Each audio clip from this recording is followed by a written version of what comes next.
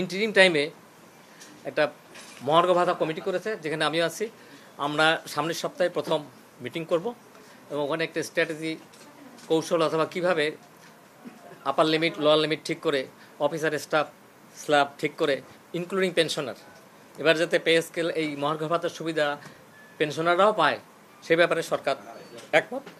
সরকারের হয়ে যেহেতু আপনারা জানেন, আমার আগে সচিব মহোদয় এখানে এসেছিলেন, ওনার নামও আছে এখানে, তো এটা খুবই একটা আমি মনে করি সময় উপযোগী, যেহেতু ইমিডিয়েট যাতে দেওয়া যায় এবং আমাদের থাকবে কি বলবো যে চেষ্টা থাকবে শর্টেস্ট পসিবল টাইমে সরকারকে সাজেশন দেওয়া, সরকার সাজেশন দিলে ইমপ্লিমেন্ট করবে এবং এটা যত তাড়াতাড়ি যায় তত ভাঙব। এটা হলো একটা বিষয়। আরেকটা বিষয় যে একটু আগে আপনারা নিজেরাই দেখেছেন, এতক্ষণ কভার করেছে, যে আমরা বলি বঞ্চিত নিবাস আমাদের যে নিরসন কমিটি সংক্ষেপ, আমি নিজেও এটার একজন আবেদনকারী মাইসেলফ। আমার না হঠাৎ করে 110 দিন আগে চুক্তিতে আমাকে সরকার এনেছে, এর আগে তো আমি ওই কাতারই, এবং যখন ওটা ফাইনাল হবে জিও হবে আমারও নাম থাকবে। তো এটা 10 তারিখে ডিসেম্বরে আপনারা প্রথম আলো যদি কেউ থাকেন, আমি দেখলাম যে প্রথম আলো ডিটেলস কভার করছে।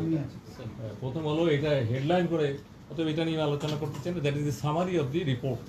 মূল রিপোর্টে কার কি নাম, কাকে কোন পদবি দেওয়া হয়েছে, এবং এটা আপনারা জানেন একটা চাকরি যারা করে মিনিমাম একটা ব্যাপার আছে, একটা প্রসেস আছে।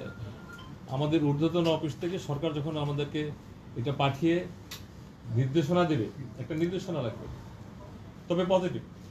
এটা অবশ্যই শর্টেস্ট পসিবল জনপ্রশাসন, আমি এইটুকু বলতে পারি, একদিনের মধ্যে আমরা এটা আমাদের লেভেলে উপরে যখন যাবে উইল ডু ইট।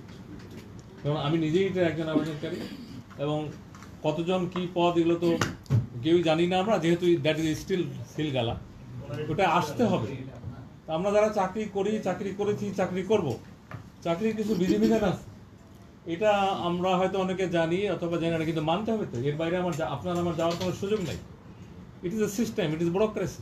তারপরে যাতে হ্যাসেল না হয়, সময় না লাগে, সংক্ষিপ্ত সময় যাতে আমরা আমাদের মন্ত্রণালয়ে, আবারও বলছি, আই রিপিট, একদিনের মধ্যে আমাদের মন্ত্রণালয় করে দেবে। প্রসেসটা কি হবে? মানে এই প্রসেসটা হলো আমাদের উপর থেকে এটা এসএসবি তে উঠবে না, এসএসবি এটা বিষয় না, ইট ইজ কমপ্লিট ডিফারেন্ট, জটিল কিছু না।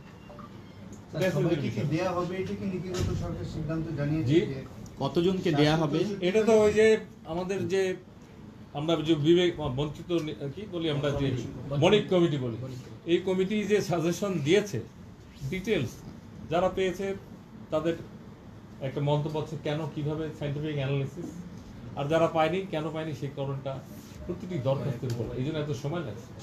সরকার কি তাদেরকে দেবে, এটা কি বলা যায়? যেহেতু আপনি একজন জনপ্রশাসন সচিব, কাজটা আপনার মাধ্যমেই হবে, সরকারের সাথে আপনার লিঙ্কে আছে, নিশ্চয়ই কথা হয়েছে। তো 764 জন কি মোতাবেক পদোন্নতি দেওয়া হবে নাকি অন্য? এটা পদোন্নতি ঠিক না, এটা হলো আমি বলি সামাজিক মান মর্যাদা এবং আর্থিক সুবিধা। ওনার একটা পদ পদবি দিয়ে একটা জিও হবে, এই জিওর ভিত্তিতে ফাইন্যান্সিয়াল জিওতে তারা এই টাকাগুলো পাবে।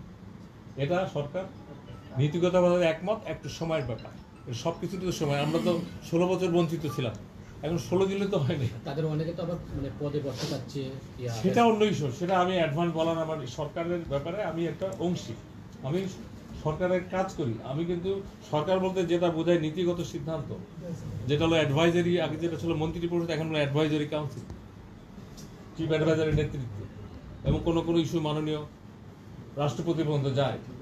এগুলো স্বাভাবিক নিয়মেই কাজ করবে। আমি শুধু এইটুকু স্ট্রেঞ্জেন্স বলতে পারি যে আমাদের এন্ডে এখানে একদিনে বেশি বিলম্ব হবে না।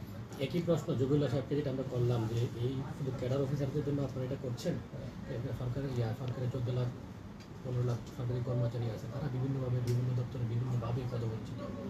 এখানে যারা আছেন, এরপরে আপনারা মানে বঞ্চনা নিরসন কমিটি করেছেন, আর যাদের যাওয়ার সুযোগই তৈরি হয় না তাদের বঞ্চনা কিভাবে আপনারা? এটা কিন্তু অলরেডি আমরা অন্তত আমাদের মন্ত্রণালয় একটা ইনিশিয়েটিভ নিয়েছে, এরকম আরো সব মন্ত্রণালয় করতে পারতো, করেনি।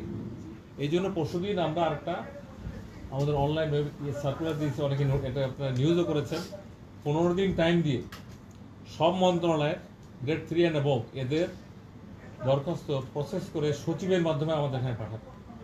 অথবা আমাদের যে কমিটিতে করা হয়েছে, এটা জমা দেওয়ার পরে যে শেষ হয়ে গেছে তা না, এই একটা 15 দিন টাইম দিচ্ছি। এই টাইম সব মন্ত্রণালয় থেকে আসলে গোসাই আমরা ওই কমিটিকে দেবো, ওখান থেকে আবার যারা বললেন যে অন্য অন্য ক্যাডার, তারাও পাবে। না, শুধু ক্যাডার থাকবে না, তাহলে অন্য নিম্ন গ্রেডের যে কর্মচারীরা এরা সরকারের কোনো গুরুত্বপূর্ণ এখন part না। এইটা নিয়ে যেহেতু সরকারের যে টিওআর ছিল ওই কমিটিটার, এটার বাইরে আমার বলা, আমি এইটুকু বলি যে এইটা যদি আরো আস্তে আস্তে বাড়ে, এবং আমার ধারণা অনেক ক্ষেত্রে বাড়তেই পারে। আচ্ছা, একটা বিষয়টা পরিষ্কার করতে চাচ্ছি, তারা 764 জনের উপরে বিভিন্ন পদে সুপারিশ করেছে। আপনার সেইভাবে ভূতাপেক্ষ দেওয়া মানে তো পদে নিয়ে তারপর টাকাটা আপনারা দিবেন। মানে বিষয়টা কি আজকে পরিষ্কার? না, এটা না, পদে বসানো এক জিনিস না, আর বসানো পদমর্যাদা এক জিনিস।